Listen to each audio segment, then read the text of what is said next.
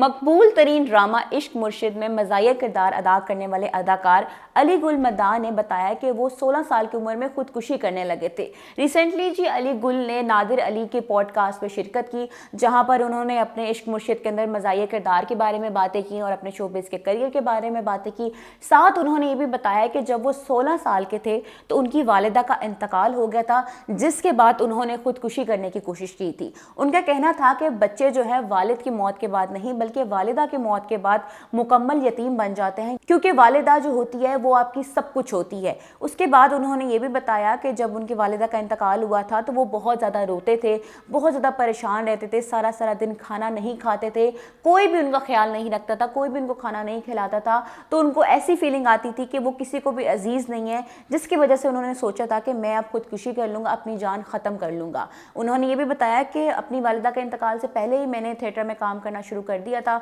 लेकिन जैसे ही मेरी अम्मी की वफ़ात हुई तो मुझे लगा कि मेरी ज़िंदगी ख़त्म हो गई है। मैं किसी से बात नहीं करता था, ना किसी के पास जाता था, ना मेरा कुछ करने का दिल करता था और ना ही मेरा अपना कोई मेरा ख्याल रखता था। तो मुझे ऐसा लगता था कि मेरी किसी को भी ज़रूरत नहीं है, जिसके बायस मैंने सोचा कि मुझे खुदकुशी कर लेनी चाहिए। अली गुल का कहना था कि उन्होंने मंसूबा बनाया कि वो उनकी जो शहर से ट्रेन जाती थी खुशहाल खटक, उसके थ्रू जाके खुदकुशी करेंगे, उसके नीचे आकर खुदकुशी करेंगे। उन्होंने एक किराए की साइकिल ली जिस पर वो खुदकुशी करने जा रहे थे, लेकिन उनको फिर उस किराए की साइकिल का ख्याल आया कि अगर मैं खुदकुशी कर लूँगा तो साइकिल कौन वापस करेगा। उन्होंने कहा कि मैं दोबारा खुदकुशी करने जा रहा था और मैं पैदल जा रहा था,